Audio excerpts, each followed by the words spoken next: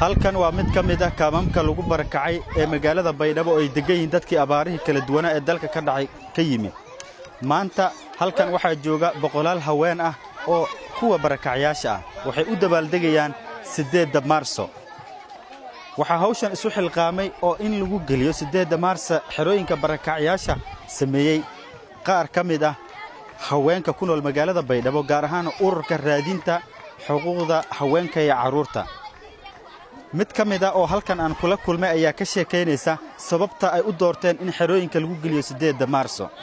may bageeku ku qayb qaadahayna 8 Maarso oo maalinta haweenka aduunka Soomaaliyeed una kula qayb qaadadaana kaamamka balaantu roogta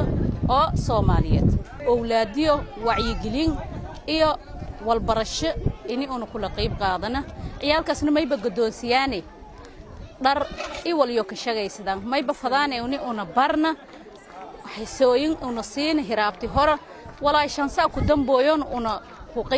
qayb qaadan magaalada galan oo ha shaqaysadaan ya fadaana mid ka mid ah hooyooyinka dadka barakacayaasha ka mid ah ee dabaaldega 8 Maarso maalinta caalamiga haweenka ka qayb qaadanaysa ayaa iyana dareenkeedana la wadaagtay 8 Maarso waa maalin haweenka ku weyn waa maalin Soomaali iyo caalamkaba ay isugu yihiin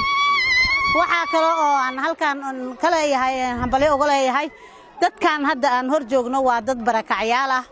oo degan magaalada dadkii aad u jilicsanaa ah waxaan ku dhiirigelinay in ayagana 8 Maarso sida dadka kale ay u galiyaan ayagana ay uga shadaan hooyadan weligeed ma arkin xuska 8 Maarso waxay ka timid miiga fog ee koonfur galbeed bal maanta iyadana dareenkeeda aan aragno sida maanta loo xusayo ciyaaraha ay soo bandhigayaan iyo maanta waxa ay la tahay ee loo sheegay maalintii oo haweenka ku soo hayno may leeyahay Soomaaliyeed geeg maridayti mulkiib qaadaday jarne oo reer baadiyayna maalintan reer magaalna ni dhakay la qib qaadado hayna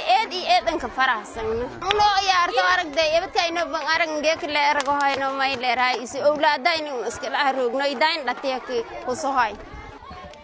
si kastaba ha ahaatee maanta oo kale 8 Maarso sanad kasta waxaa la xusaa maalinta caalamiga ee haweenweynaha adduunka laakiin waa markii ugu horeysay oo xerooyinka barakacayaasha haweenka ku nool ee caqabado badan haysta maalintooda loo sheego ayna dabaaldega banaanka u soo baxaan xusey Universal TV baydhabo.